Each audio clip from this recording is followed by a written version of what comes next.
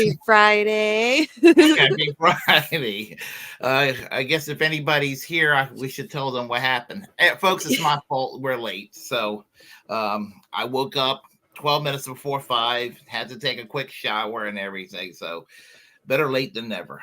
So. Exactly. It's going to be fun to watch you today. You're such a mess. I love it. Oh, when I'm under pressure, I'm like, gosh, I just get so erratic. So. Flustered and shit. That's so funny. I'm like the complete opposite. Whenever I'm under pressure, business mode turns on. I'm like, I'm ready. Let's do this. Oh my God. Yeah. But yeah. Right now I am ready. Everything is ready. Just oh God. Okay. Warren's up in the comments already complaining. What the fuck is up with this late shit? Hi Warren, how are you? We're like 3 minutes late. Oh. Yeah. No, I don't like to be late. I mean, my Thanksgiving stream, I was late because I worked the night before and I had lunch and then I took a quick nap. And when I woke up, I was like, oh, it's time for me to do that live stream. And I rushed to get to the live stream. So yeah. I don't care about being late. I am totally cool with it. I like being punctual, and sometimes that's a problem for me. Yeah. No, it's a normal human thing. Yeah, I mean, the only one that's complaining is Warren, and that's the guy who literally puts 15 minutes of music up before his show even starts. So, I have actually started in a habit of making sure before I do my live stream on the Willie Bragg show, that I'll put a little bit of filler music. It just seems edgy, it seems cool and all that. So it's like, it seems like what professional people do. So it's like, let me start doing the same thing. That's right. Get some music in. So how's your week? It's mixed. It's better in some ways, in some ways not. So I know one thing. I may have this weekend off, and if I do, it's going to be icing on the cake because I know there's a secret show will be back. I understand tomorrow. That's what Warren said. We should be bringing it back tomorrow. We'll probably do something easy where we're just hang out, like no videos or anything like that, because Warren's still trying to settle in. But yeah, we're excited. It's been gone too long. I'm like super stoked about us coming back. So, and even if I'm working tomorrow, I'll still watch it while I'm at work. So I have my cell phone, and that's right. Yeah. So awesome. And they're used to me listening to some podcast or another at night. So yeah. Oh, your work is?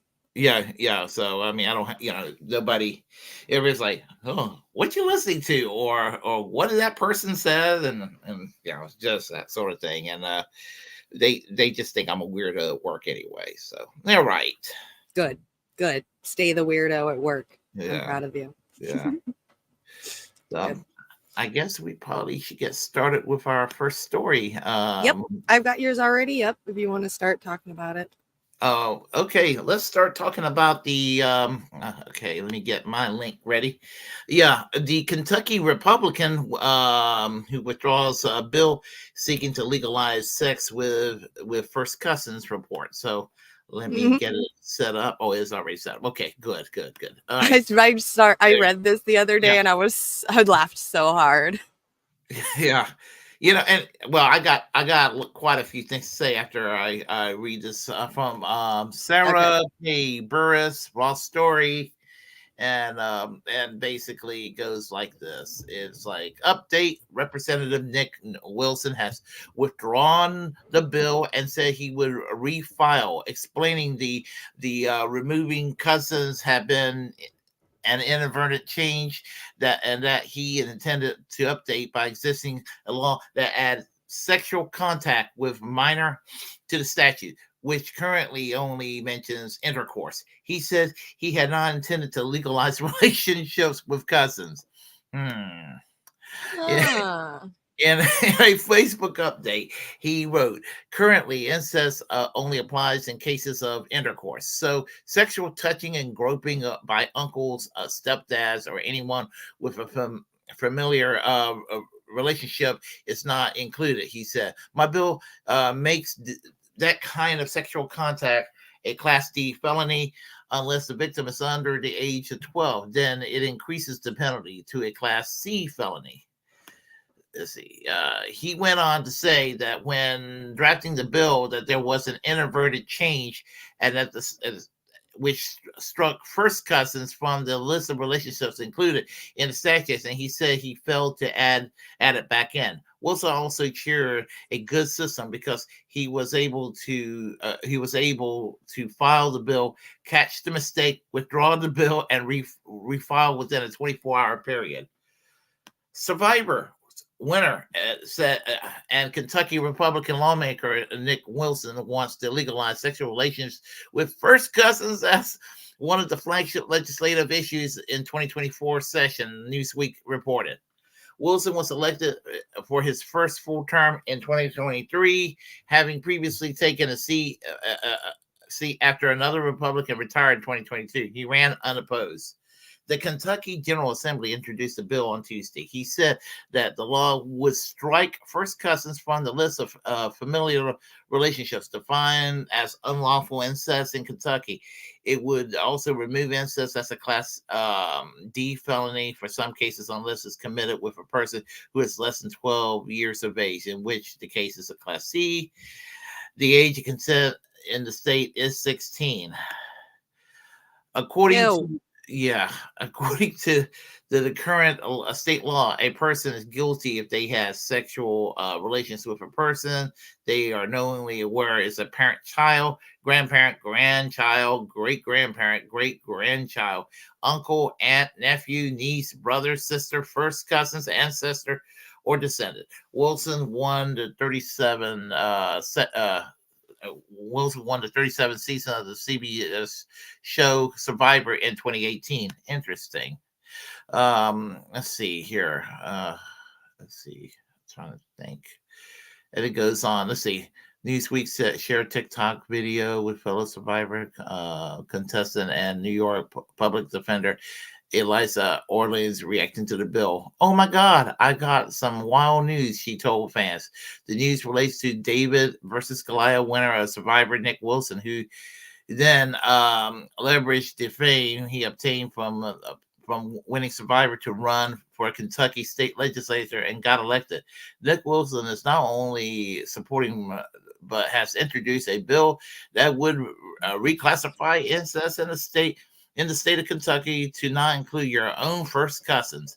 Kentucky, like so many other places, is facing a lot of issues, and this is Nick's top legislative priority. So, any thoughts on this? Well, I see how this person is trying to use this as leverage against this guy, saying that, this is what he wants. I mean, it does kind of, minus what like this other person is saying against him, it does seem like he probably did try to keep it out, but like he saw the backlash and last minute like changed it really quick. Because I don't know. I mean, he could have probably, but he just looks like he kisses his cousin. So, and plus he's a Survivor person. Like, come on. If that's not the Trumpiest thing that you can fucking do as a poor person is get yourself noticed on camera by being on Survivor and then going and becoming like a Republican representative. It's such a Trumpian thing to do. Well, you know what I think of? And this is kind of like I just for old time's sake, I will watch the Dukes of Hazzard, when it was on the air as reruns, just because, when I was a dumbass kid and liked it, like a lot of dumbasses kids in 1979, 1980, 81. So, and I remember from the pilot episode where Bo Duke walked into the boar's nest and he was hugging Daisy. He said, "Daisy, if you weren't my cousin, I'd marry you." And she replied, "Never stopped anyone in our family before." I was like, "Oh no, they went there." Ew. They went there. Yeah. My gosh, they went there. I mean, leave it up to somebody in Kentucky to do something like this. I mean, you said it in this article, the age of legalization or whatever is 16. So, I mean, it's still gross. Well, here's the thing. I don't want to ever hear from another QAnon Republican on not when I say Democrats, I'm not defending the Democrats like I'm a partisan Democrat, but uh, when they say Democrats, they mean anybody who isn't, the Kool-Aid drinking Donald Trump Republican type. And so Democrats are groomers. I don't want to ever hear that from any of those folks again. Right. When they Yep. say, because far too often they get caught. It's like, what does somebody say? With some of these right wingers, when they make these accusations, it's kind of like it's not an accusation per se; it's more like a confession. Mm-hmm. Mm-hmm. Yeah, and what pisses me off is it Newsweek that right here at the bottom that's like going around saying all this stuff like he does like he wants his where is it where did you say it was Kentucky, like so many other places, is facing a lot of issues, and this is Nick's top legislative priority. Who is saying that kind of stuff? Is that the Newsweek that's saying that? Yeah, it's hard to say. Now that is kind of hard to say. Now you brought it up, so yeah. I mean, Right, because it says, "Oh my God, I got wild news." She told fans. Who's she? Who is this I she? guess it's somebody that was a fellow contestant on Survivor. Oh, okay. TikTok fellow Survivor contestant in New York, public defender. So there's another person who went on Survivor and became a politician, technically, I guess. Public defender is somebody who kind of um, kind of lawyers for people who don't have the money to buy it.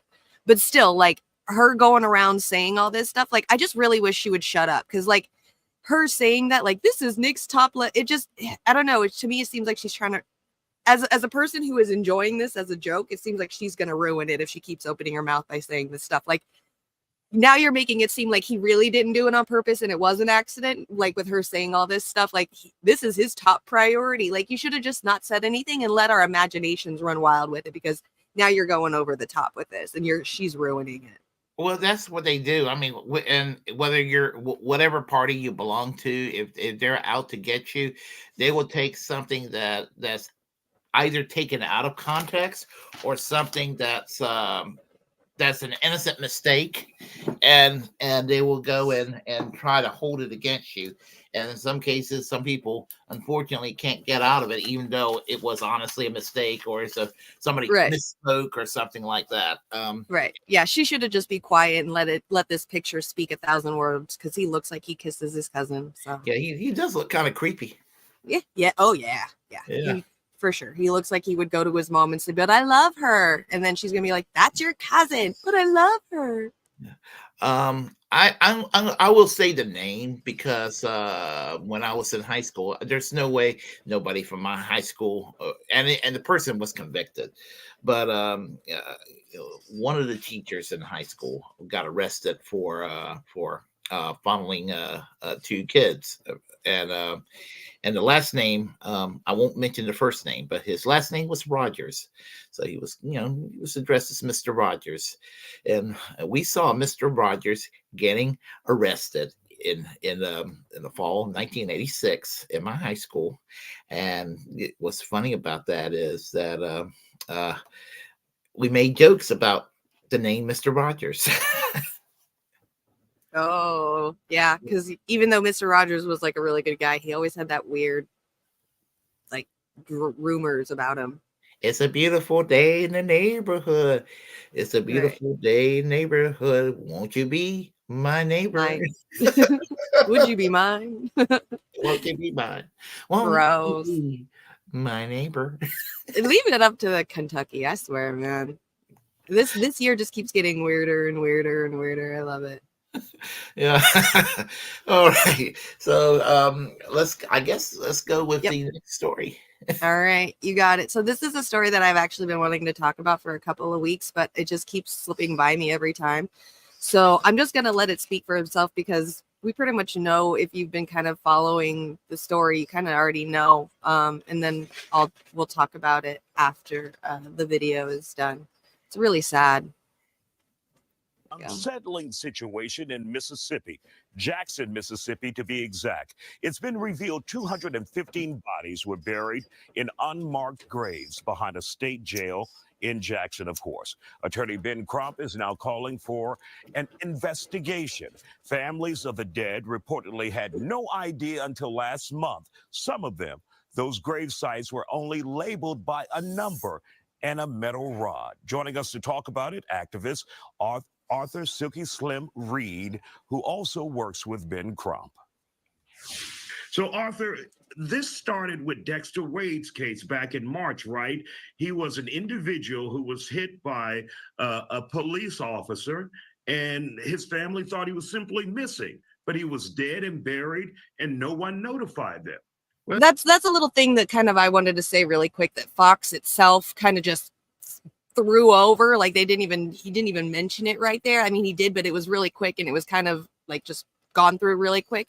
This guy was reported missing, and his family has been thinking he's been missing this whole time. And apparently, like a couple hours after he had left his home, he had been hit by a police officer, and the police officer, instead of doing what it should be doing, reporting that it got into a car accident, that it hit somebody, that they were dead, he took it to this burial site next to a prison and I don't know who the fuck did it, because he couldn't have sat there and dug that hole up himself and did it all himself as a police officer. He had people help him dig up a hole and bury this guy in it and never tell the family where he was, and just let them think that he was missing this whole time. Oh my God. And being in the South, it'd probably be like, you probably figure, as a black person and nobody's going to care. That sort of thing still exists in the South. So right, absolutely, 100%. And what's even crazier too is that I think it's this video or the other video I have. They're saying that it's not. This isn't the only guy. This is going to get crazy. There is a lot of. I mean, it says it right here on the title. 215 bodies have been found buried in this site, with just numbers, and they're saying that some of these people are white as well. So it's not only a black and white, like a color issue, but it's also a class issue as well. Well, yeah. They usually go hand in hand. If it isn't somebody of color, then they go with the next thing, and that is to go after somebody, income. The more money or you have, the more power you have. Yeah. Exactly. Well, the thing about it is that he had identification on him, Isaiah, and the medical examiner gave it to the lead detective, who said he called, didn't get an answer, and they didn't worry about doing anything else. What we're finding, Isaiah, is that Mississippi is Mississippi. It's an ugly Mississippi. And this is sad because now we have 6 other individuals that has been put into this same grave. And if you look at the video from when we first went to that site, buzzards were flying overhead. And we were trying to figure out, why are the buzzards flying overhead? But it's because they're putting them in shallow graves, and the only thing that they're putting them in is a body bag without embalming the bodies. So the stench from the bodies are drawing buzzards there. It's so inhumane for anybody to do anyone like that, Isaiah, is just horrible is what we can say. And that's not even a word that we should use in a situation like this. It's something that we haven't seen. And what we're seeing here is over 200 people in this, what they consider a pauper's grave behind the county jail there. And what you guys are learning in your investigation is many of these families were never called, were never notified. Many of them still think their family members or thought their family members were simply missing, but they were dead and buried and never got a call from any investigators, any law enforcement officials or authorities in Jackson, Mississippi. That's right. And one of the things that we faced being Mississippi is that they thought that we were playing the race card. We have white clients as well. There we go. There were white people that were buried the same way, Isaiah. And any human being that's buried the way that they're burying these individuals, it says a lot about the people that's doing this criminal act. And the only thing that we're asking, because people always look at us when we're out fighting for civil rights of individuals, the only thing that we're asking in this case We want you to do the right thing and give them a humane burial. And the city is, so it's crazy, Isaiah, to see something like that. It's 2023. It's not 1940. But to see them just dumping bodies in a grave like that, and no name, just a number. So they'll say, well, number 13, that's Arthur Reed. Number 21 is Isaiah Carey. But we don't really know until we get the remains. And then the remains had decomposed so bad, we just have to take them at their word. And when you look at the story, they told us that they would exhume this body at 12 noon, but they ended up taking this young man, Dexter Wade, out of the ground at 6:30, 7 o'clock in the morning. They say, we were not going to allow them to embarrass us with those cameras. If you're not embarrassed by what you're doing, it's shame on you. Mm-hmm. Absolutely incredible. Now, you guys, along with Ben Crump and another thing too, what's even worse is that they're forcing these families, now that they found their missing family members that are dead and buried in these graves, they're forcing these families to have to pay for everything themselves, the burials, all of it, to get the bodies, to have the bodies sit there and get embalmed and go through the process. Now, even though it's like they're badly decomposed, like now they have to go and pay for the process of a dead body themselves, these families. Yeah, that and the pain of finding out what happened to them on top of this. I mean, yeah, absolutely. Yeah, and it's sickening.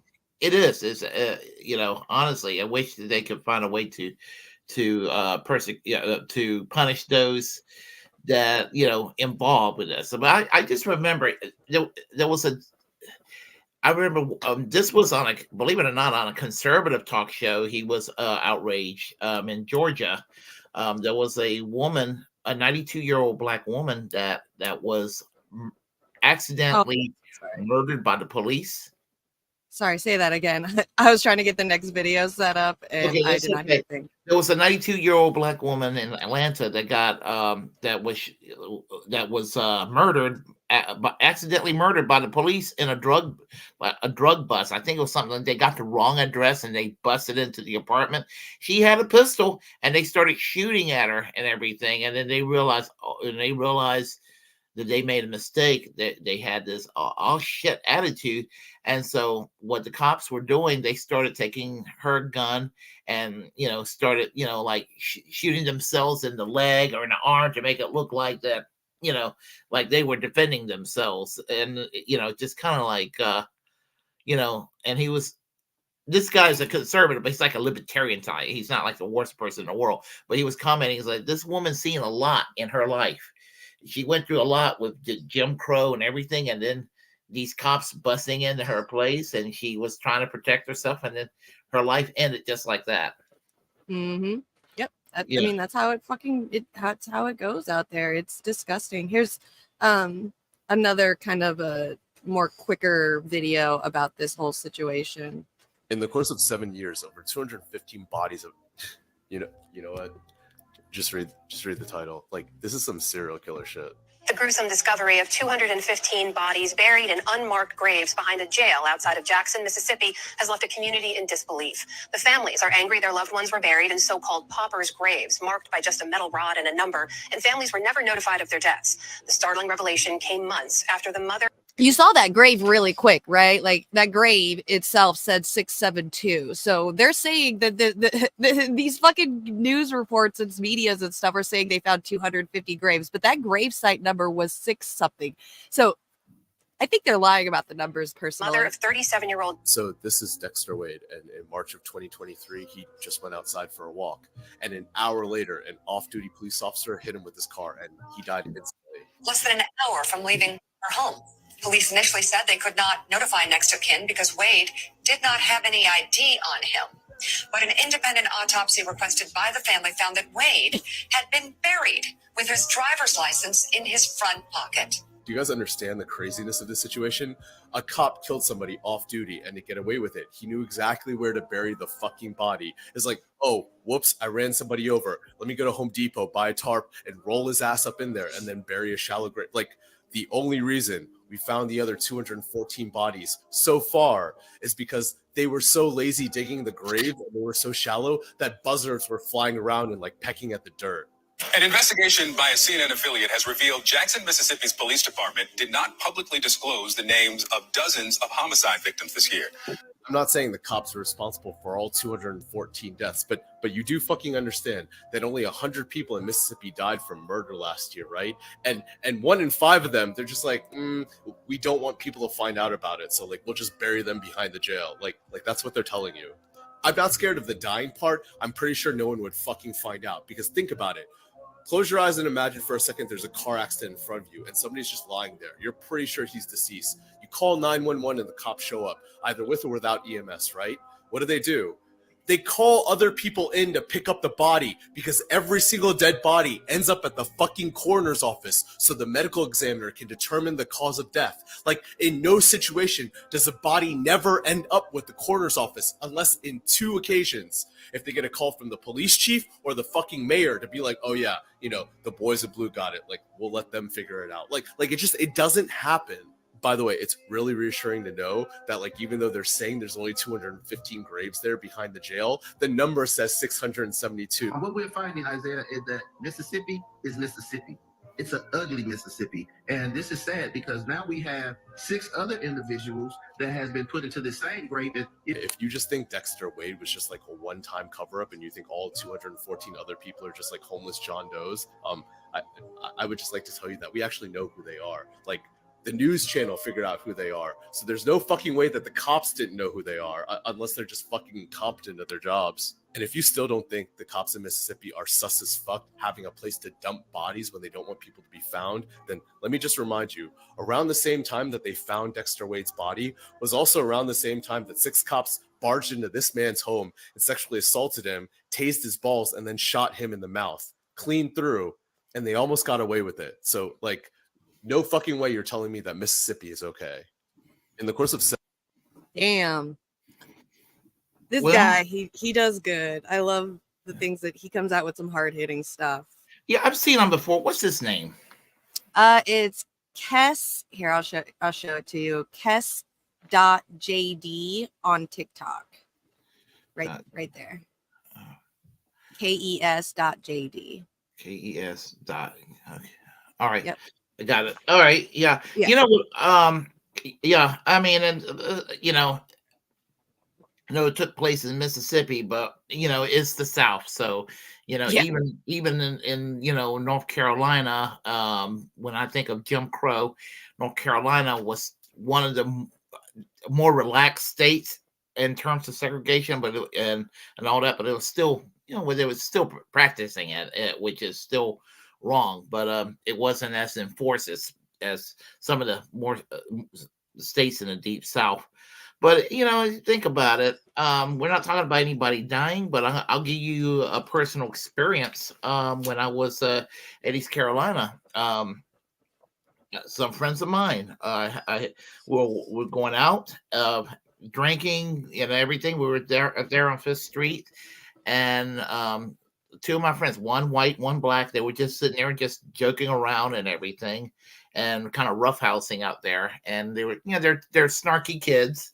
And the cop went up to them, and instead of yelling at the white kid, or both of them, he only yelled at the young black guy. And he got kind of sarcastic with the cop, and then the cop arrested him. His younger brother said, "Hey, that's my brother," and he got arrested right there. And we're talking about 90% of the people watching this, students and what have you, locals, were white, watching police brutality taking place right there in front of us. Mm-hmm. And it happens. I know it's 3 decades ago. It was 30 years ago, believe it or not, this year. But it seems like yesterday. But 30 years ago, you might as well be saying 60 years ago or 90 years ago. Mm-hmm. Mm-hmm. It's just crazy to see that this stuff is just still happening. I mean, I know it's the South. It's just so weird, like living in a state that's super like progressive and different. You just don't even think that these kind of things happen, and they still do. It's sad. Yeah. So, yeah, it's just a product of living in the South, and you still see it around. It's still it's still there. Yep. Just sad. Yeah. Yeah. Yep. All right. So looks like you've got a cool video that looks like due dissidents went to a Nikki Haley rally. How did that Yep. go? Yep. Yeah. Oh, yeah. Keaton Weiss went to New Hampshire. He went to New Hampshire to go and see to kind of see everything for himself, and he decided, well, let me go and ask her a few questions, and he had a reaction. They reacted to him. All right. I'm excited to see this reaction. It's kind of cool when people go to these kind of things. All right.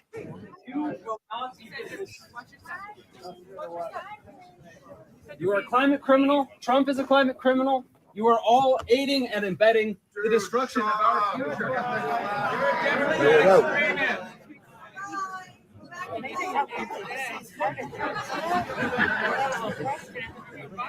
You know what we all need to remember is I'm grateful for protesters like that, because that's what my husband and military men and women sacrifice for us every day to be able to have the power of our voice.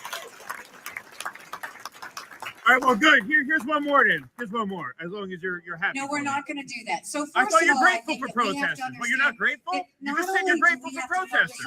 Okay, let her talk.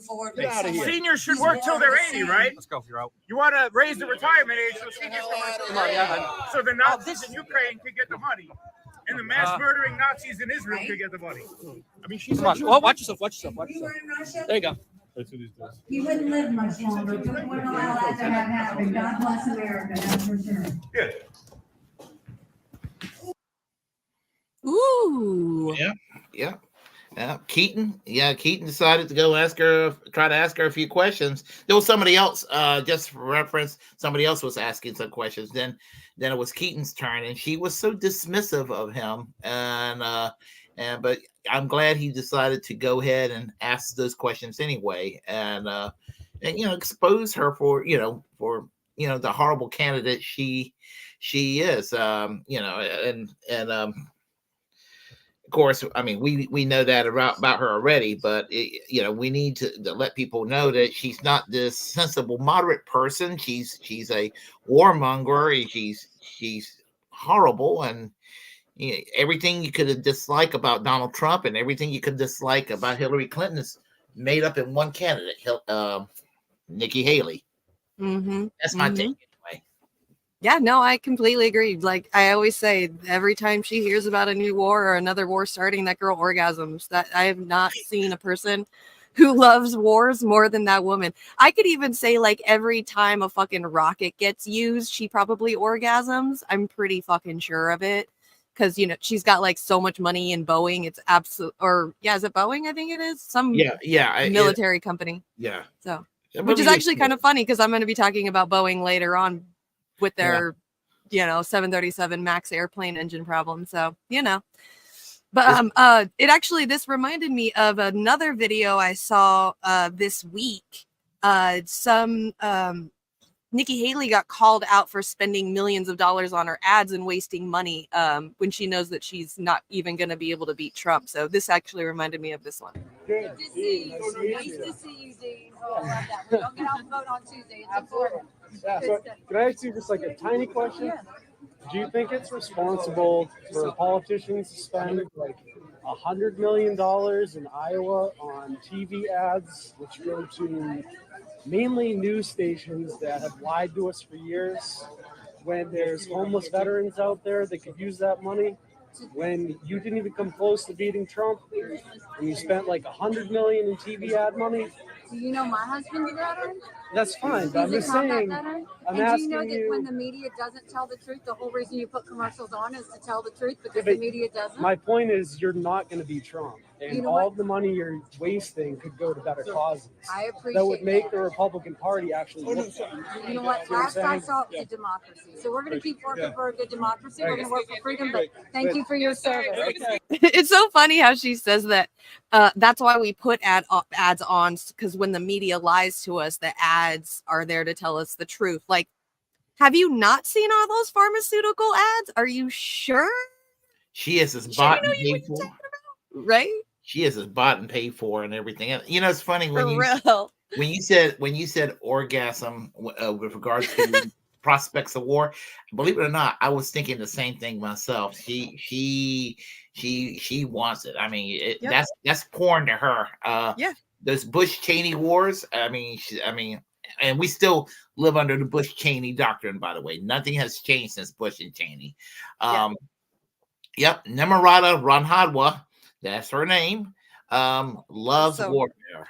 Yeah, She does. Yep. Not only does she orgasm for every war, but when she comes, it's bullets. Oh, yes. Yeah. She doesn't come normal like women. She comes bullets. she's basically an older Tulsi Gabbard without the sex appeal. For real. Or yeah, I guess. Yeah. True. Yeah. Unfortunately, I'm trying to think of another good warmonger like her, but I keep thinking Janet Yellen. Janet Yellen's a warmonger, but she's just a money corrupter too. So even more. But yeah, it sucks so bad sometimes too, because like you as a woman and seeing all this, woman empowerment, like the Barbie movie coming out, and so like there's like this air of just female empowerment and stuff, and so you think like, well, what if a woman did this job, and what if a woman even had a chance, and then you see women like Nikki Haley out there running for president. We're like, no, never mind, we're just kidding, we want another one. Well, it comes down to one thing. The problem is, women are human beings, just like men are human beings. And what do human beings do? They commit a lot of mistakes and errors. Sometimes by whatever degree, it can be really bad, what have you. But it comes down to the fact that Nikki Haley is a human being, just like everybody else is. And boy, when she went and fucked up, she fucked up real bad. Human error. Yep. I'll give it to Nikki Haley. The only thing that I do agree with her on all of her things, there's only one thing I agree with her, is that the two people that are most likely either going to win this presidency are fucking old. We need something different. Like, I think that's what's kind of like flaming her campaign and getting it even higher, is the fact of her talking points of we need to stop having old people in office and we need to have people younger. Like, that's the only thing I agree with her, but I wish it wasn't her. I just wish it wasn't her. Yeah, I wish the options just really suck this year. They do. They really do. And I think a lot of people are starting to realize that. And that's what sucks too, is like before voting, you thought, like kind of had a choice a little bit, but now it's just like, it's almost like going to work now to vote for president. It's like, you don't want to do it. It's just because it's there and you got to do it and you don't want to. I mean, at least, even though he failed me, at least in 2016, 2020, I was at least somewhat optimistic with the Bernie Sanders campaign, changing the conversations, which, again, I'm out of the Bernie cult, although it doesn't sound like it, but I've been in the cult longer than anybody else. That's why I talk about it. Right. You don't even have that optimism anymore in 2024. Yep. Like the title says in our thumbnail, it's not getting any better. Not getting better. Nope. Yeah. Not getting better. Exactly. All right. So since we're on the talk of Nikki Haley, I decided just to do the next one on the Boeing 737 MAX 9 jet that have been having problems. I know recently there was one where like the whole door fell off, but nobody got sucked out. I think a kid got like his shirt was sucked out and his mom was holding on to him to keep him from being sucked out. But like within the last couple of years, people have been sucked out. There's been a couple of planes in overseas that have actually crashed and killed people. So this is kind of the video about it, and I want to watch it and then talk about it a little bit because the whole situation just kind of pisses me off. U.S. airline regulator has ordered the grounding of more than 170 Boeing 737 MAX 9 passenger aircraft after a window and section of a fuselage blew out in midair during a flight. The Alaska Airlines plane had 177 people on board and was at 16,000 feet when it happened. The pilot made an emergency landing and no one on board was hurt. Here, the Civil Aviation Authority says safety inspections need to be carried out before the planes can enter UK airspace. Graham Satchell has this report. Pictures taken by a passenger on board Flight 1282 not long after takeoff.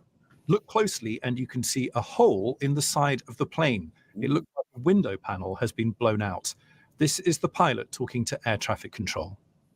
Yes, we are emergency. We are depressurized. We do need to return back to. We have 177 passengers. More pictures, again taken by passengers, show the full extent of the damage in what was a terrifying experience for those on board. All of a sudden I heard like a big bang and I didn't know exactly what was going on, but I look up and the oxygen masks were hanging from the ceiling. And then I look to my left and there's this huge chunk, part of the airplane just like missing. There was a kid in that row who his shirt was sucked off him and out of the plane, and his mother was holding on to him to make sure he didn't go with it. This is the latest incident involving Boeing's best-selling model launched back in 2015. In October 2018, a 737 MAX operated by Indonesian airline Lion Air crashed shortly after takeoff, killing all 189 on board. 5 months later, in March 2019, an Ethiopian airline 737 MAX was involved in a similar crash, killing all 157 passengers. That incident led to all Boeing 737 MAXs being grounded by the US regulator, the Federal Aviation Authority, for the next 20 months. After this latest incident, Alaska Airlines grounded all 65 of their 737 MAX 9 fleet for inspection, a quarter being given a clean bill of health tonight. Just 20 minutes after takeoff, Flight 1282 made an emergency landing back at Portland International Airport in Oregon. Tonight, the US Federal Aviation Authority has ordered the temporary grounding of 171 Boeing 737 MAX 9s as investigators try to work out exactly what happened. Boeing has said it will cooperate with any investigation.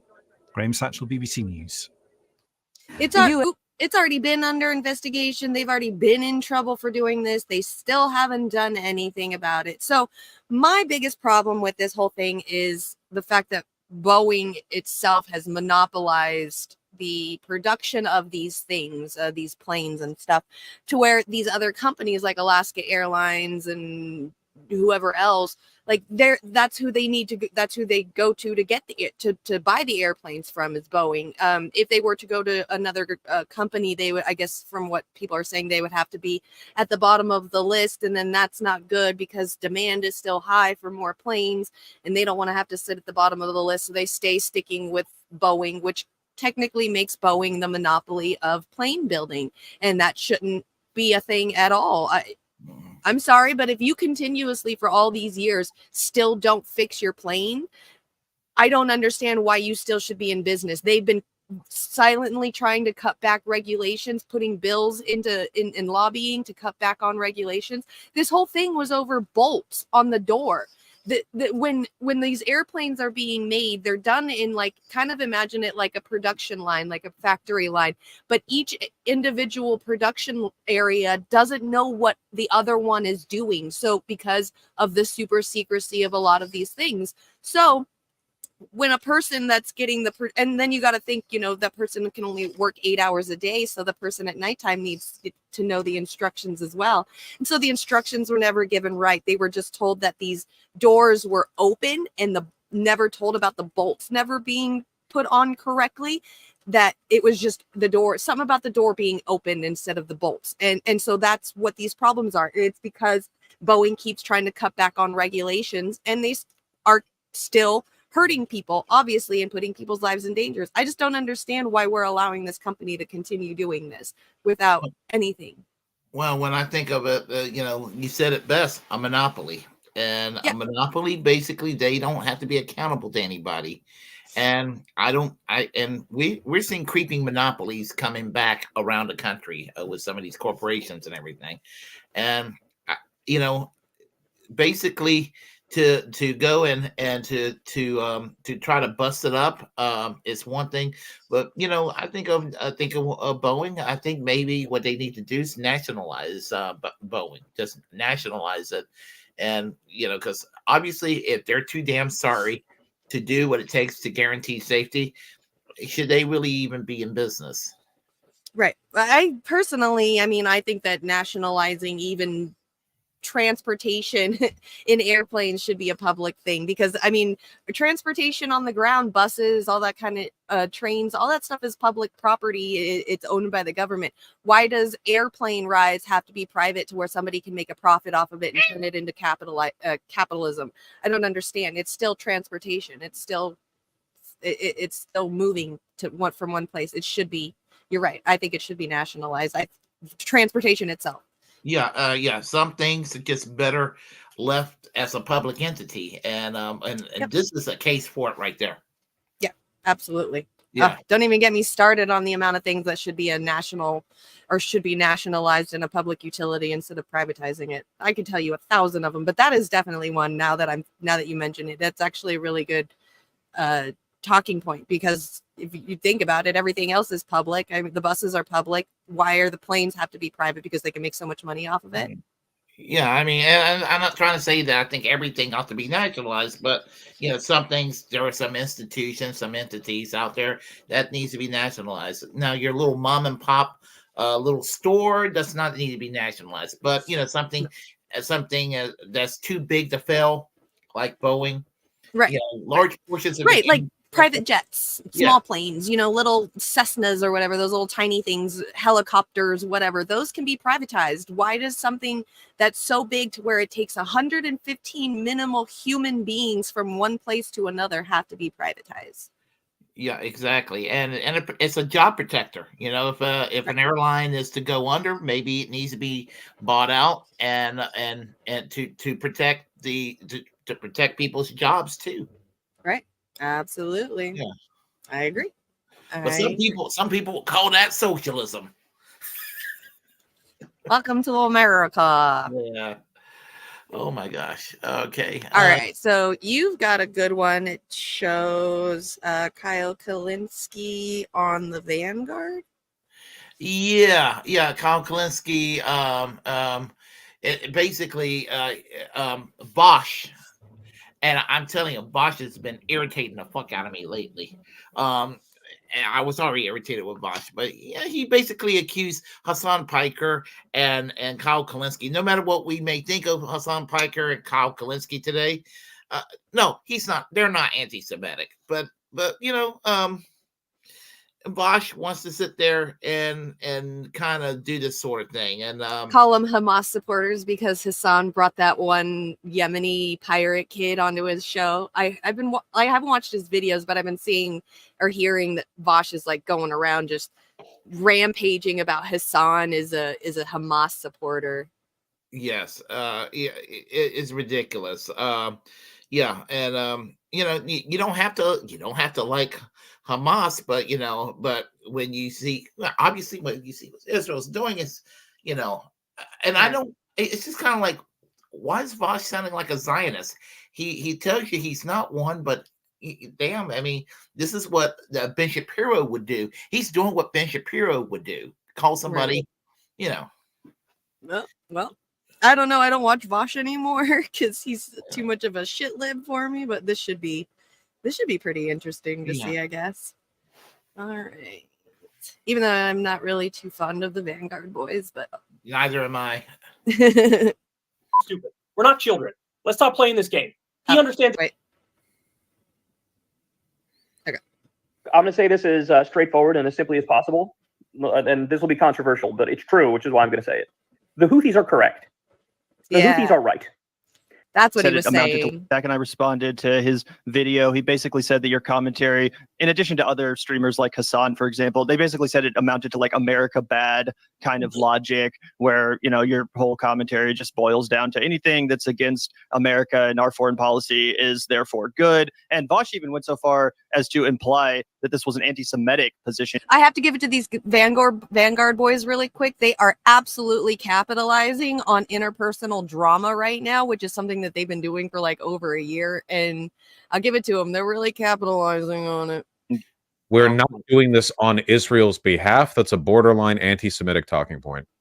Like, that's just fully like the Jews have like deceived the U.S. into like, that's just not. They're threatening international maritime trade. Also, Operation Prosperity Guardian isn't just an American effort. It's literally an internationally led effort. There's a UN condemnation that happened right before we began firing. Like, it's not. Right, it's a UN condemnation. Oh my God, did he not just hear his own words? What was the name of the project? Project, like, what was it? Savior Capitalism. Guardian isn't just an American effort. Wait. Or Operation Prosperity Guardian. Prosperity Guardian. Prosperity, as in making money. So they're using another word for give me all your money. I want it because it's capitalism and I deserve it and I own it. That's what it is. And they're guarding that. So they're gatekeeping all the money. So that's what these Houthi rebels in that sea, right, in the Red Sea, stopped ships from being able to take stuff, just stuff to people in other countries. That's all it did. That's all they fucking did. And we, as Americans in our military industrial complex, started an entire fucking project over this, an operation, like a military operation over fucking capitalism, over stuff being so that way companies can still sell their stuff. This is bullshit. People are dying. Not only have people been dying for like the last over 100 days in Gaza, but how many people have been starving and dying in Yemen over the last 10, 15 fucking years too? And we're going to start an operation over these Houthi rebels in the Red Sea because they're stopping their shipping containers? Fuck out of here with that shit. That pissed me off more than anything, and I'm sorry, but I'm so scared to even watch what Vosh has to say because I'm on the side with Kyle and Hassan on this shit because this is how it has to be. Like, this is the most least violent thing that these people who are being oppressed can do. Like, you want them to go back to October 7th and start bombing again so you guys can literally eliminate all those people? Like, they're doing something that it should be legal. Like, it just doesn't. I swear to God, we live in like this opposite world. Yeah, it seems to be the case. I mean, before we continue the video, I mean, Bosch has been bad on Afghanistan. I mean, he was saying that it doesn't cost a lot of money to continue the occupation of Afghanistan. He's opposed to the release of Julian Assange, saying that those of us that support Julian Assange, which is true, we have a hate boner for Hillary Clinton. That part is true, but he says that like it's a bad thing, right. And telling people don't work with leftists, work with liberals who sits there and basically, fuck over the left as bad. They punch the left as bad as the right wing would. And his anti-drug shit that he's been talking about lately. He sounds like some old grandpa or something like that. Some old right wing grandpa hooked on One American News Network or something like that. Old boomer. He's an old boomer wannabe. Who, Vosh? Yeah. Yeah, he is. He got this little bit more of a follow because he started off as a Destiny fan. Like, he was one of the chatters in Destiny's videos, and so Destiny got tired of him in the chat and was like, "You want to keep talking all this stuff? Make your own fucking YouTube channel." So he did, and now he's got a fucking following, and he let that shit go to his head. So he thinks that he knows everything. He thinks he's this super intelligent guy who's just this heaven sent God from the world to give us all the information because he knows all of it. Vosh is. Ugh, I can't. I mean, he's insufferable. That's a good word. He sounds intelligent, but you know what? He uses big words. So yeah. I mean, Ben Shapiro sounds intelligent, but we all know that's not the case. So I mean, exactly, he's Boss Shapiro. Yeah, I mean, look at me for example. Last year when I first started at KRT, or 2 years ago or whatever, when I first started at KRTD Media, everybody thought that I was some super snobby, stuck up, professional, little snooty, smart talker. I had y'all fooled. You think fucking Vosh ain't doing the same fucking shit? I'm pretty sure he fucking bangs his cousin out in Kentucky. Well, I heard a lot of things about Bosch, but from what I heard, he's like, polygamy and all that weird shit. So whatever. Yeah. Isn't just an American effort. It's literally an internationally led effort. There's a UN condemnation that happened right before we began firing. Like, it's not just America, I was just wondering how you respond to that charge and kind of this increasingly prevalent logic that, like, real leftist foreign policy, in the sense that we don't agree that America should be the world police, like somehow that's all of a sudden become America bad. Yeah, I mean, look, to be fair, I think there are some people who fall down that rabbit hole where it literally does just amount to like America bad. But that's not me. In fact, of course, I've taken heat for my position on Ukraine. When I say something like Russia illegally and offensively invading Ukraine is wrong and shouldn't happen, and it's a war crime, and Putin's a war criminal. You know, when I say something like that, it should be very clear to people that I don't have this this position which is just America bad in all instances. In fact, in that instance, I even supported initially some defensive weapons going to Ukraine so they can defend themselves. So that would be an instance of America through, you know, whatever pathway ended up maybe accidentally being on the correct side of an issue. And I'm willing to say that when that's the case. But look, I mean, I have to be honest. Of course, when you say something which sounds as controversial as the Houthis are correct, like you have to expect some incoming fire over that. So I have no problem with having incoming fire over that. But look, the point is actually very simple. I'm sure that this is being interpreted as like, you know, a defense of the Houthis in general and writ large. And the fact of the matter is, that's not the case. They're a Shia Islamist group. Of course, domestically, they're a menace. In the same way that, like Hamas, for example, yeah, they don't have a good position on gay rights. They want an Islamic caliphate to be a Palestinian state. I would like a Palestinian state that is not an Islamic caliphate, right? So, like, all those things matter, and we can point out those nuanced differences.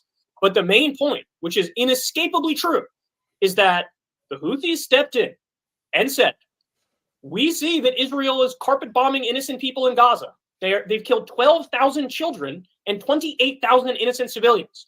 Our response to that is going to try to be to block ships that are doing trade with Israel.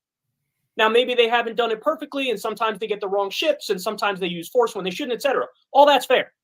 But that core thing of let's stop these ships from getting to Israel to try to put economic pressure on them to stop them from carpet bombing babies, that is the point. That is absolutely the correct thing. And what I go on to say in that video is, this is what the U.S. should be doing if we actually cared about human rights, if we were actually against war crimes. This is what the UN should be doing. Step number 1 for Joe Biden is cut off the money to Israel. Step number 2 is cut off the weapons to Israel. Step number 3 is allow a UN condemnation through of Israel to let them know we are united and we're against you and you have to stop doing this. And then step number 4 is sanction the motherfuckers, blockade them, put economic pressure on them. I don't want to do regime change in Israel and send in SEAL Team 6 to put a bullet in between Netanyahu's eyes. That goes too far. I'm against regime change across the board.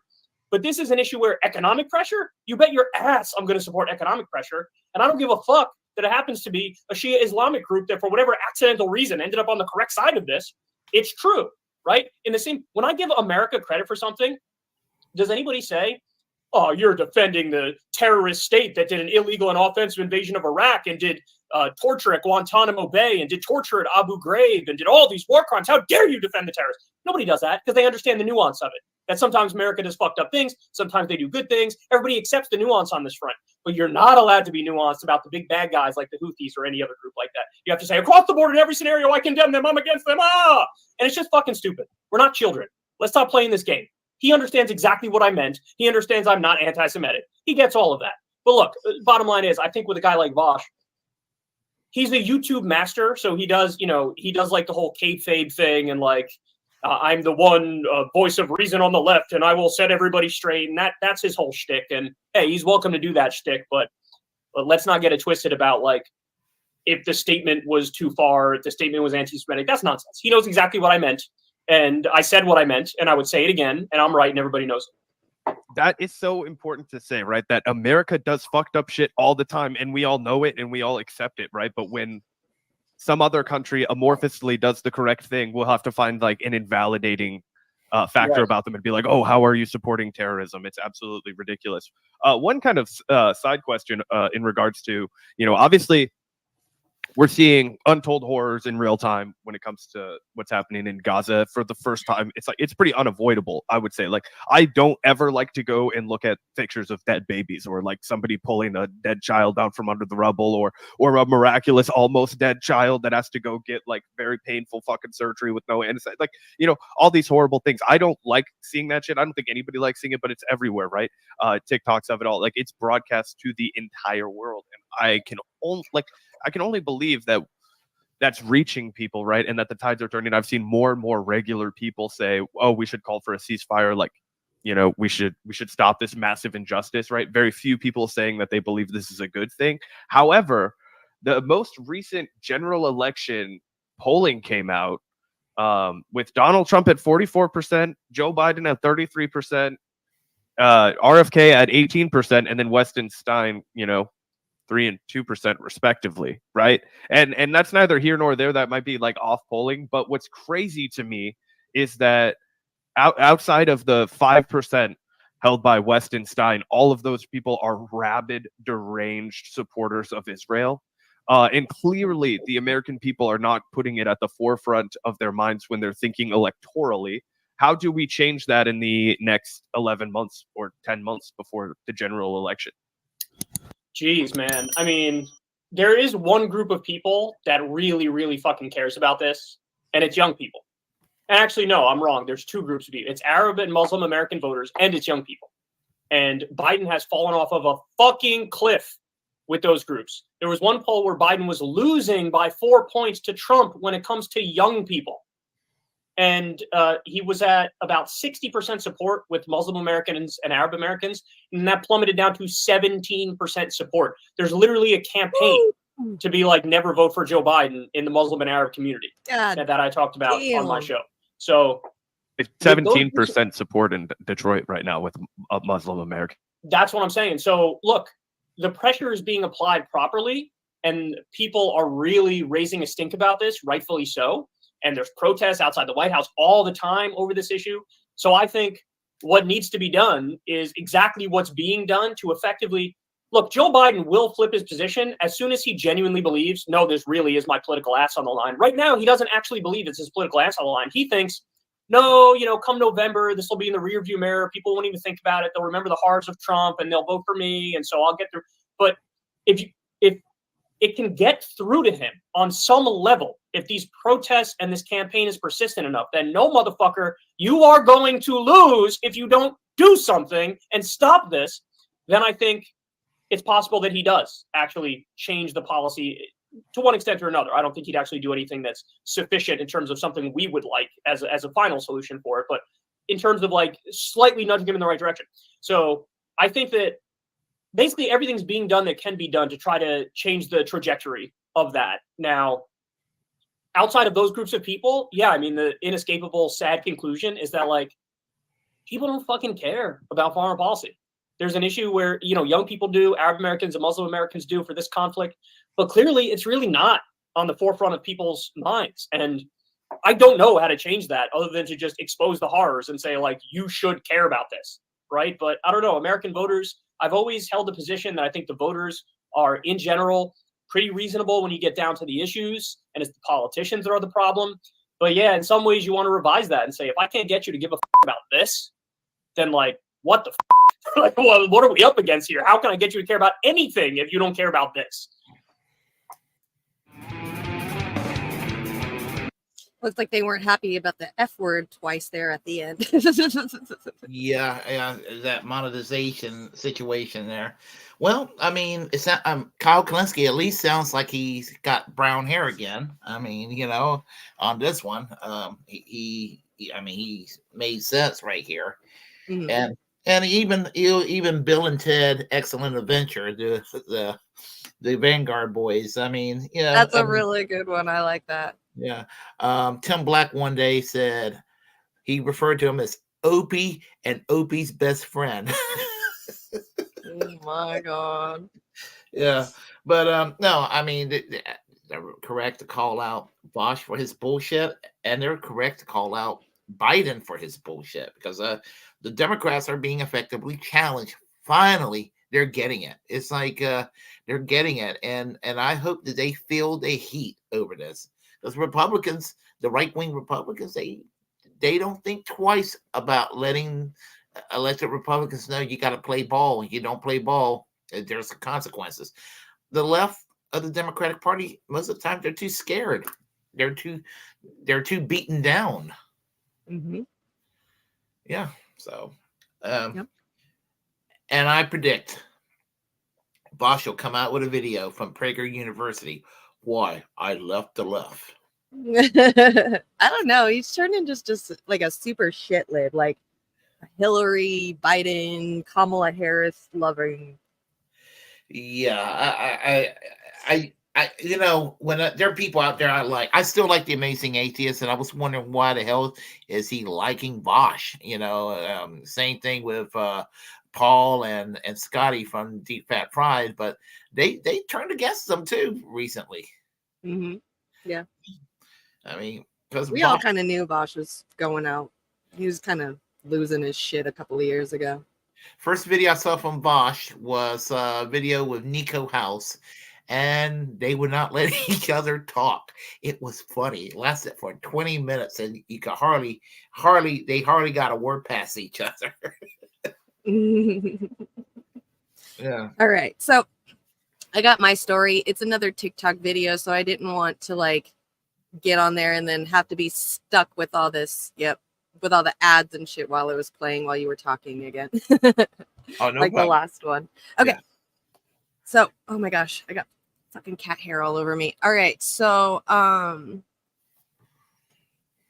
what was this one about? Okay. So, I know like everybody is, you know, all crazy about, the Israeli hostages and how we're wanting them back. From what I heard today, there's going to be not like a ceasefire starting today for the next 30 days, but there's going to be something going on to where they can start releasing hostages and stuff. And so I just wanted a nice quick reminder from the same, I believe it's the same. Yep, it's the same guy, the Kes JD. I swear I watch this guy for my news. Who shows actually an American citizen this week. Who had traveled to Gaza with his family to kind of learn the culture and kind of humble himself before he goes off to college. Kind of like what the Americans do when they go to Israel, you know, that birthright thing. This man, this boy, his family wanted to do that in Gaza for him. And then all of a sudden the October 7th stuff happened, and then what's happening since. He hasn't even been out in Gaza for a year. And he this week was killed by Israeli forces. So, and nobody's doing anything about it too, just really quick so we can say that. Like, America's not up in a hoopla. You know, this guy, he's going to use another example, but I remember, what was it, the boy that went to North Korea and took down a sign, like how much of a hoopla we were about getting that boy back. The basketball player lady who was stuck in Russia over a vape pen, how much we even gave away one of our own Russian prisoners to get a basketball player back. I just want you guys to realize the kind of things that America does to get their citizens back.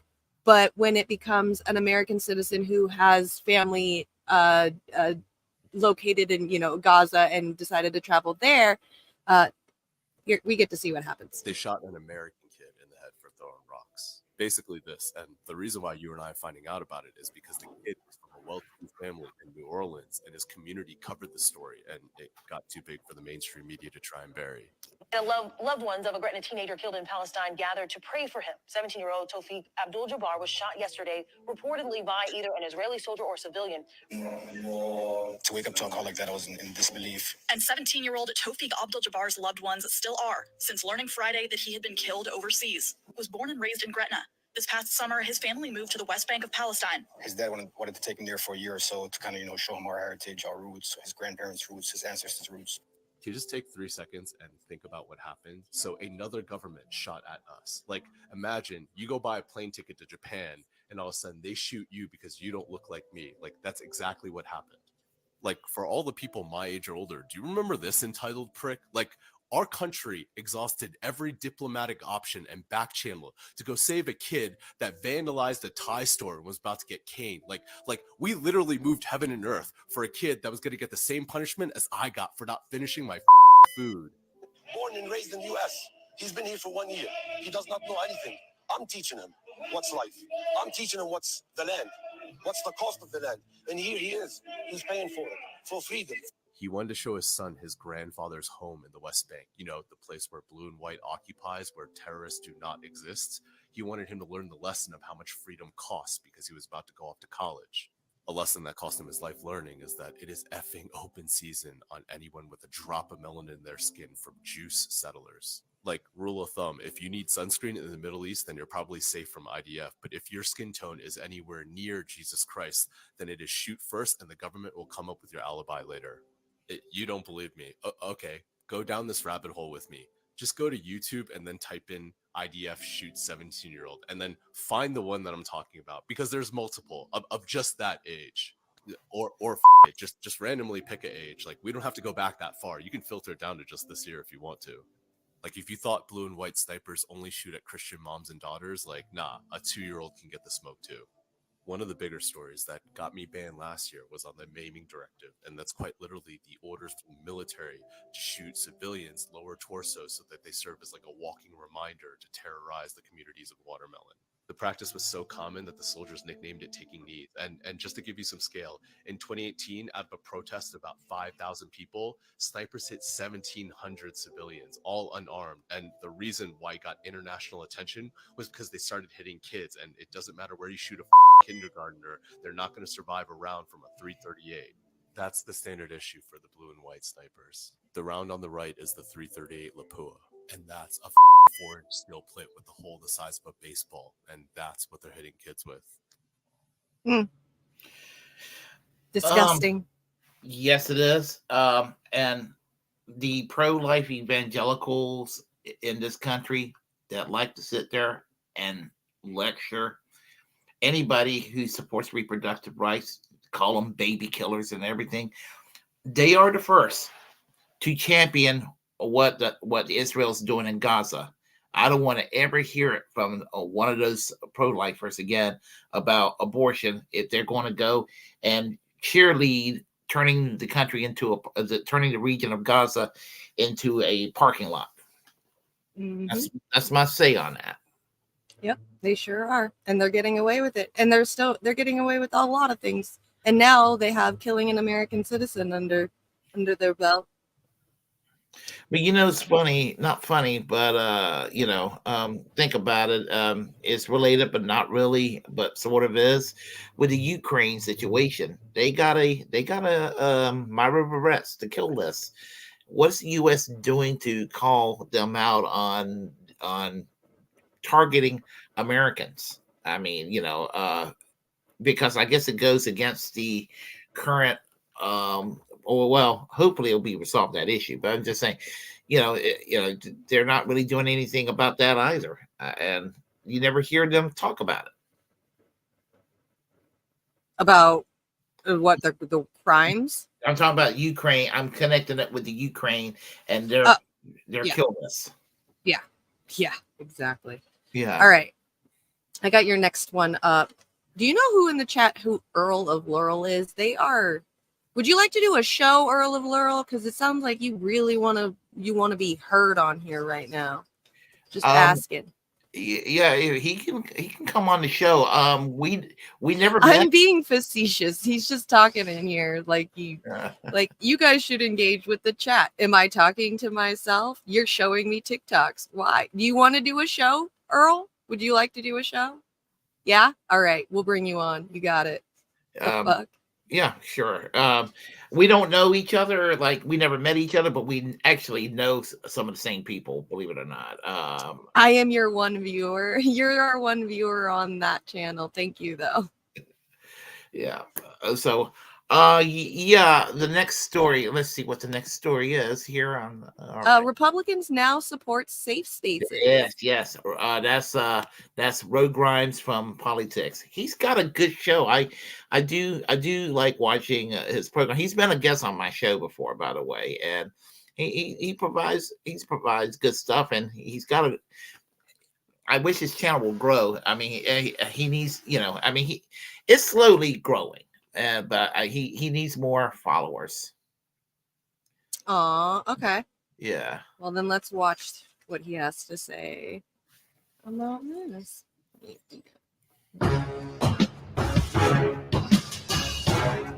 Interview that Brianna Joy Gray and Robbie did with Rand Paul. Say whatever you want about Brianna, but she goes hard. This is great.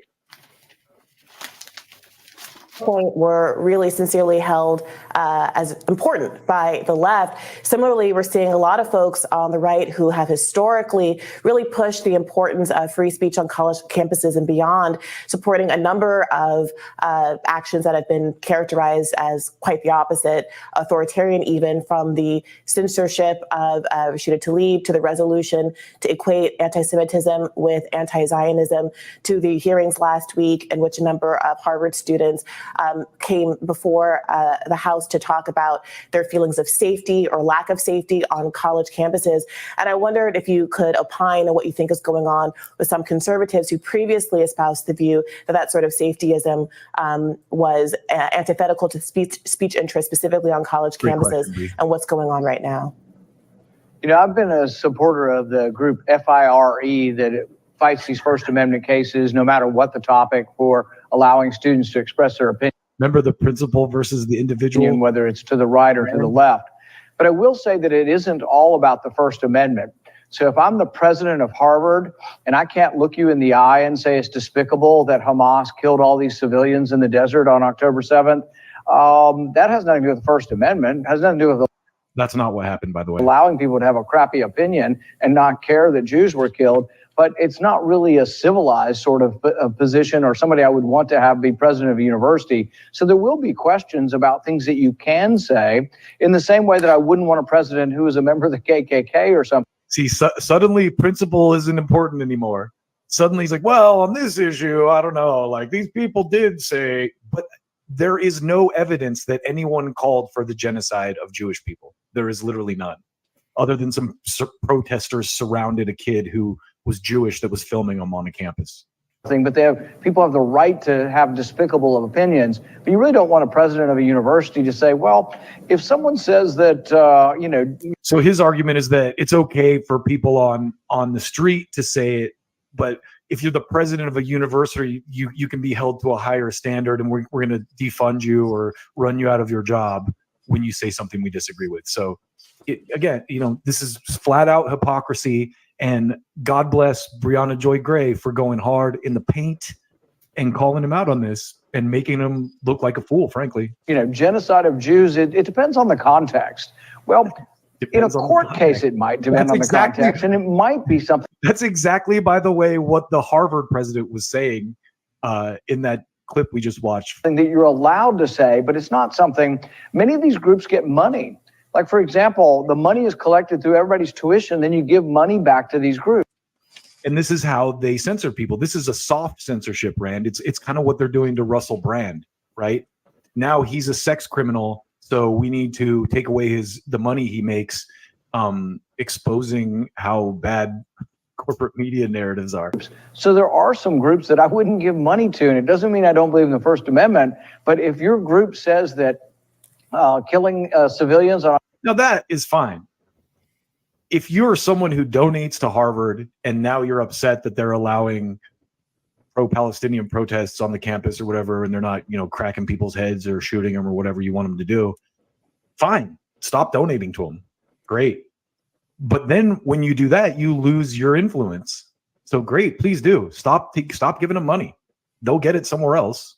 October 7th and Hamas doing that was, they're all for it. I wouldn't give them any student money. And that doesn't mean that. This is how dumbed down this debate is. All this lady said was, it depends on the context, whether or not it is a call for genocide, basically. And now he's like, she's supporting Hamas. I don't believe in the First Amendment. It does believe, though, that I think that I don't want my tuition or my dues going to support that. I do agree that there are some things that people have gone over the top. Does everybody that says I want freedom from the river to the sea mean that they want to kill all the Jews? No, I think that that's a leap, and people have a right to say those things. So he's good on that. What if the president of Harvard said it?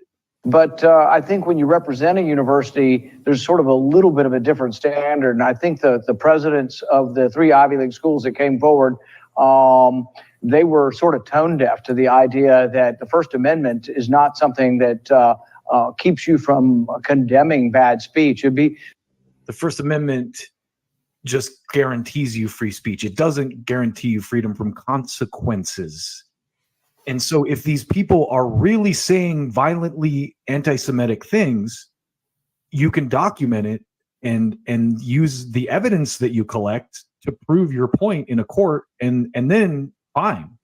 But these vague claims of anti-Semitism being weaponized against people is not okay. And he supports it in this case because he probably takes money from AIPAC, and so he has to be dicey about it.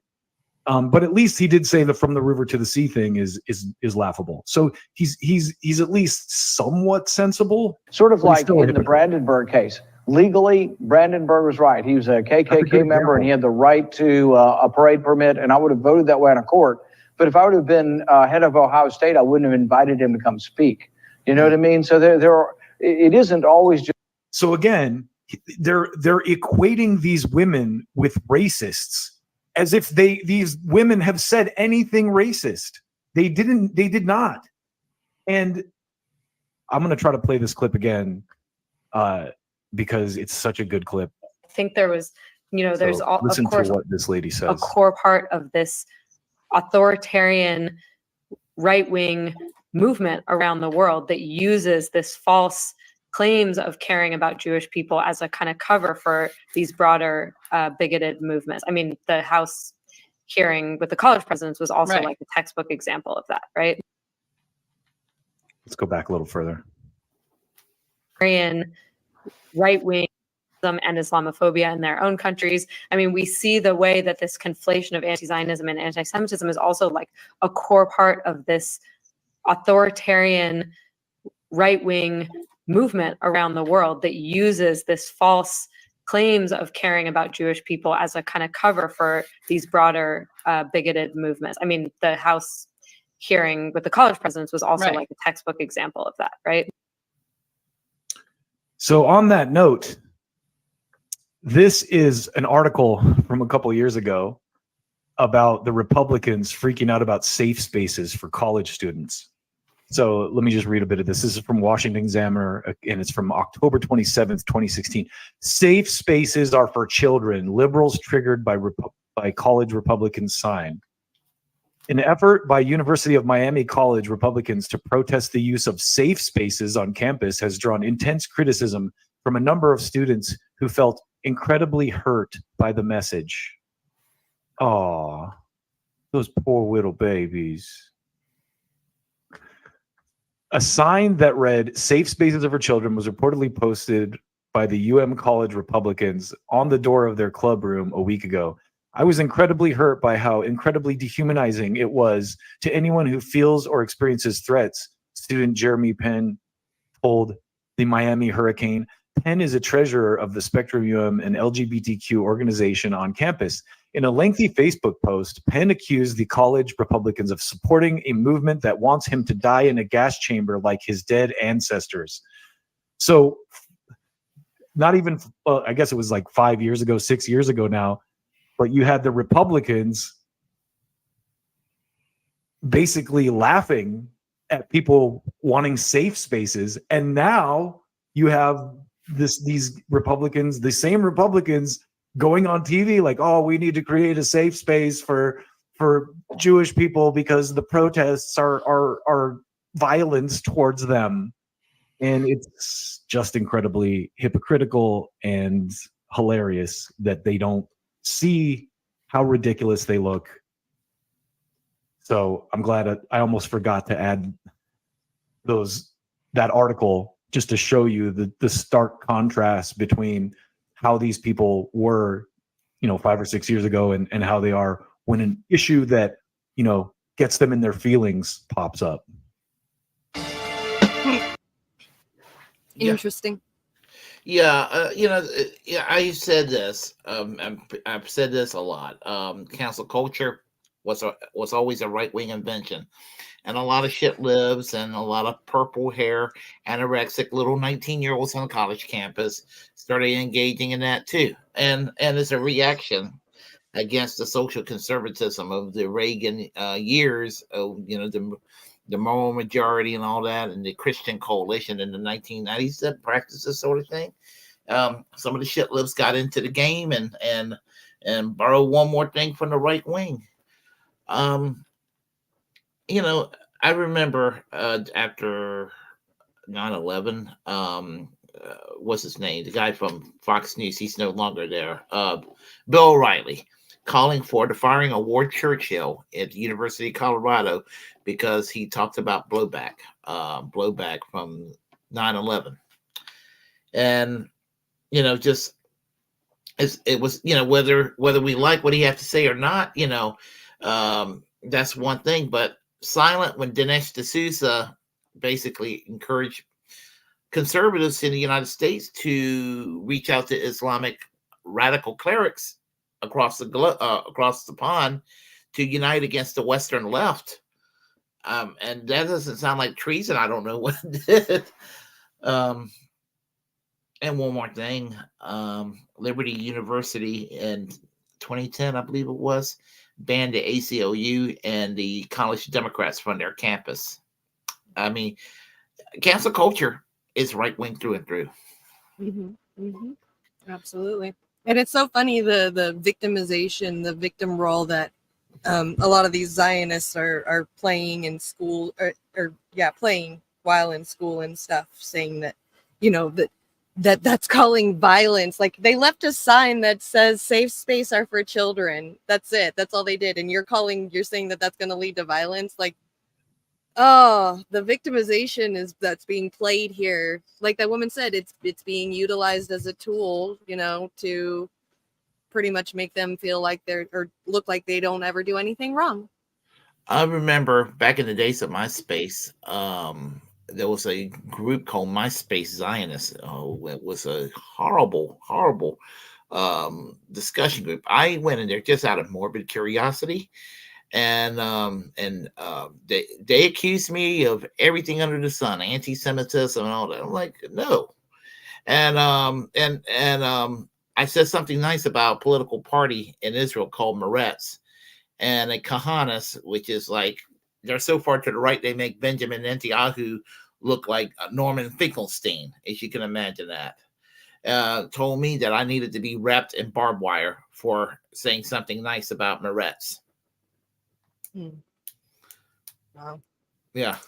Well, Kat, you're driving me absolutely insane. Speaking of cancel culture and them playing victim and all this stuff, there was a protest this week or last week at Columbia University. I think and believe that's in New York, I believe. They were doing a pro-Palestinian protest at the university, and they got skunked. They're calling it a chemical weapon because, I mean, I get it. It is skunk spray and it has been used as like joke stuff, but this stuff is actually used as a chemical weapon against people in the West Bank and in Gaza. It's actually a very well-known chemical that's used in Israel, and it got used on these protesters. And so TikTok did some digging around and found out that at least one of the guys that did the spraying is an IOF soldier. So they want to talk about having safe spaces, and they're victimizing themselves because of violence against them, but this is what they do when there is wrong one. When there is pro-Palestinian protest. This cat is gonna drive me up the fucking wall. Stop. Oh, there it is. Okay. There we go. Students in Columbia University were having a protest for Palestine, and while they were protesting, counter protests were happening. And most of those individuals weren't even students of Columbia University. When they approached the students, they were saying, "We're going to dox you," and they were taking videos and laughing. However, during the speeches, all of a sudden, skunk spray was being sprayed everywhere, and many students were affected by this. Right now, they know that 3 individuals were involved, and they were able to name 1 individual. This person right here. And guess what he is? He's IOF. The internet is still working really hard to identify the other 2. However, they found out this guy in the navy blue jacket is IOF and also a general studies student at Columbia University. To be clear, this is very illegal. You're not allowed to spray skunk spray, but it is something that the IOF is very familiar with doing, especially in the West Bank. It'll be interesting to see what Columbia University does because silence is complicity to oppression.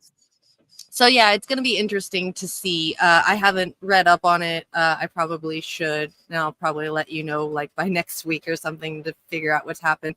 I just thought that was interesting how you were talking about they're saying that they deserve safe spaces and because of violence against them. But this is the kind of stuff that they're actually doing to people who don't think the same as them. Yeah. I mean, I like people who are consistent. And nobody ought to be punished.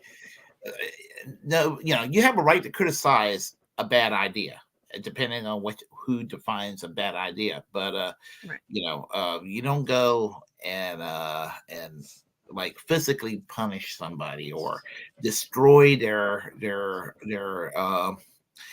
way of making a living for themselves and their family because you don't like their bad ideas. You can call them out on it. You can make fun of them, but you don't go and literally like harm people financially or physically harm them or destroy reputations in ways where they don't deserve to have their reputations destroyed.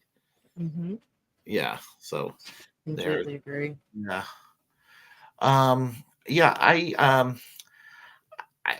like to put that video up about Trump ramps up racism with a new nickname for Nikki Haley. And I know it's a Young Turks video, but it was interesting, and I have something to say about that. Okay. Yeah.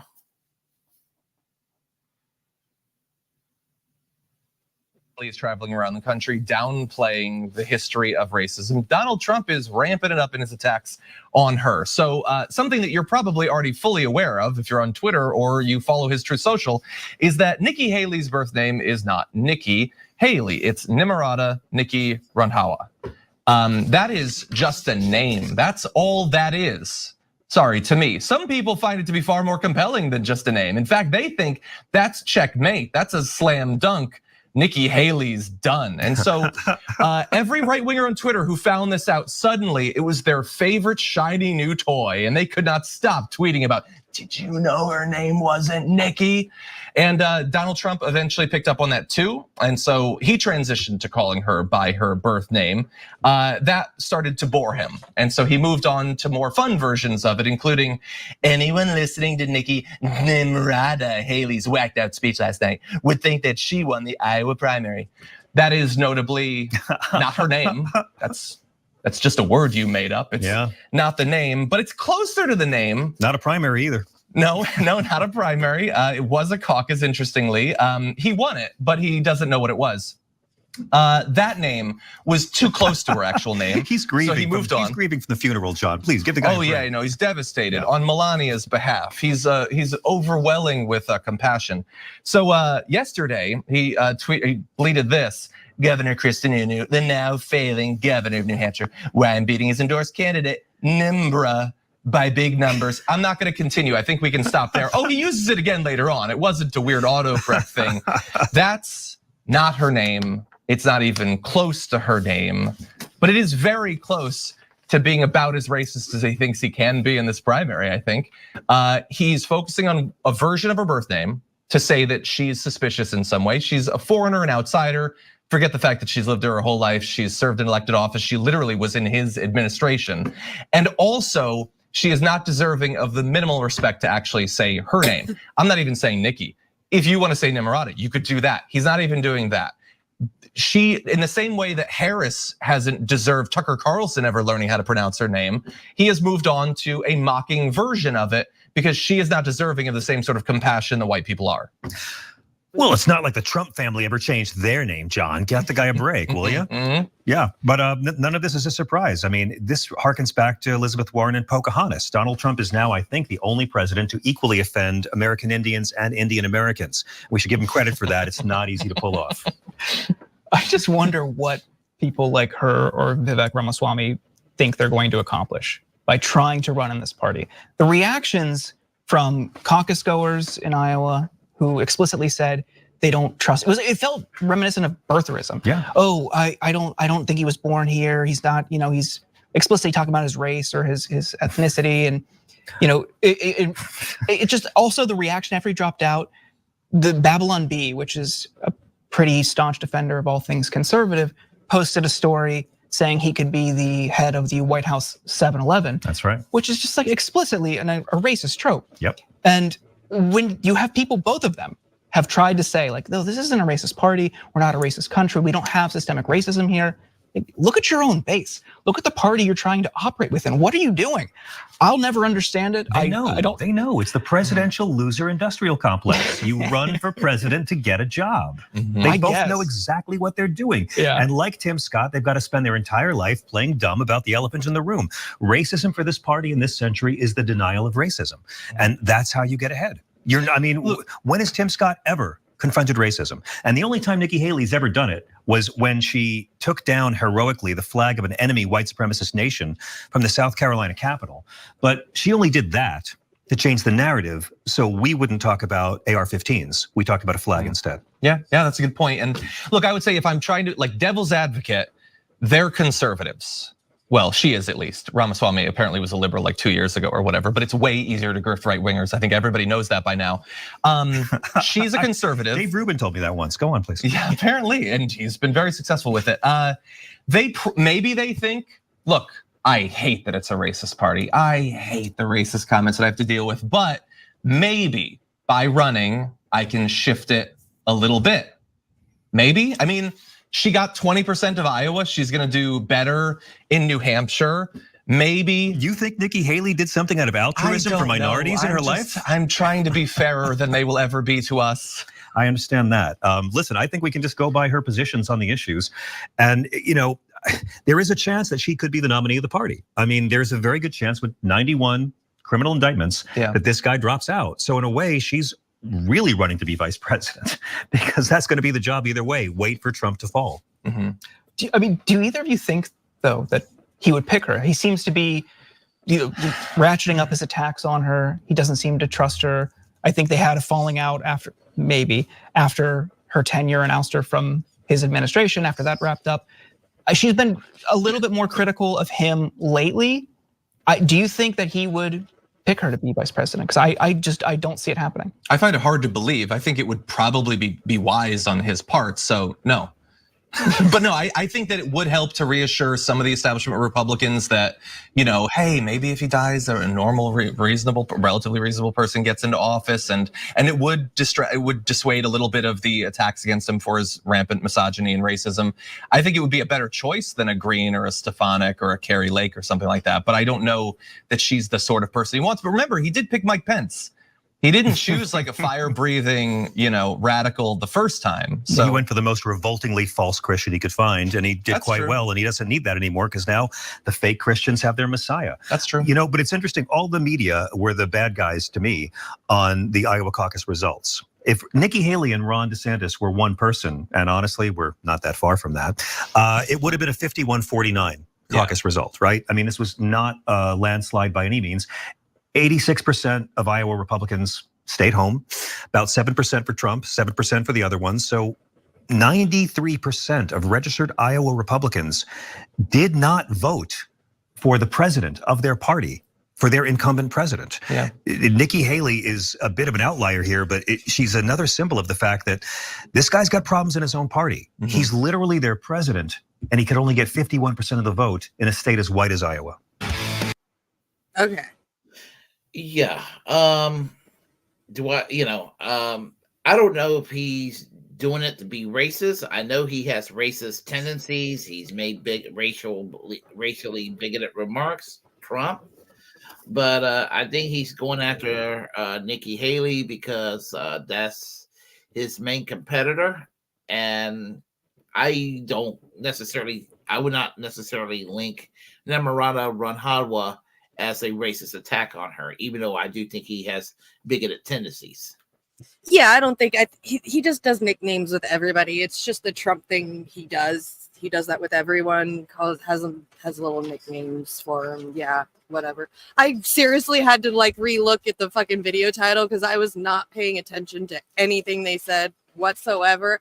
I was paying attention to the fact that fucking why it's Professor Snape on TYT. Like I thought Professor Snape died at like Hogwarts by Voldemort, but apparently he's on TYT. So yeah, but as I said, I think it's just a way that he gets attention. Trump. I mean, we know what he's going to. We know he's going to go and say something out of just over the top or adopt a new nickname for something. I wish he would have referred to Ron DeSantis instead of sanctimonious, referred to him as Ron D. Groomer because I mean that would have been great. I'm trying to get that out there for people on a hashtag Ron D. Groomer. I'm not finished with him. Yeah, we're probably not going to see the last of that guy. So. Yeah, and here's the thing: why she's still in the race when Trump is obviously going to be the nominee, and that's how it appears. But I'll say this before, and I'll say it again: that Trump ain't a spring chicken, and he's got 91 indictment charges against him. Right. And some people might actually try to Bernie Sanders him, if you will. I'm going to use that term. They might try to do that, although that's going to be difficult to do. It was easy to do it to Bernie. Mm-hmm. Yeah. See, Sherry agrees with me. He looks like Professor Snape. I don't know who that guy was, but he looked like Snape. Yeah. All right. Do you want to do your last one? Because I'm done. Let's see. Let me see here. The book review. Yeah, I think maybe we should do that for next week because if we end the show early tonight, that would be fine because I have some things I have to do before I go to work, so we can do that next week. All right, sounds good. I'm down with that. Yeah. So all right, what you got this week? Well, let's see. Right now, as I was saying, if whether I'm working this weekend or not, it looks like I'm going to get a chance to see The Secret Show again. So I'm looking forward to that. If I'm off tomorrow, I might do a quick live stream. And I'll find that out at work tonight. Do have special news on Monday at 1 p.m. It's been confirmed. Keaton Weiss from Due Dissonance will be a guest on the Willie Bragg Show. So I'll be interviewing Keaton Weiss. He's going to drop on by. We're going to talk about New Hampshire. So, yeah. Awesome. That's awesome. Yeah. And anything else is going on? I can't think of anything right now. How about you? Just tomorrow night, keep an eye out for the Extra Bullia channel. We're going to probably bring back The Secret Show tomorrow night. And that's about it. It's just all right. So I hope everyone will forgive us for ending the show a little early and all that. But we should be back next week, and we will be doing our thing again. Yep. All right. Check y'all later. Stay high. Free Palestine. Peace. Yep. Yes, and let me say this: free Palestine, free Assange, free healthcare, and free speech. That's right.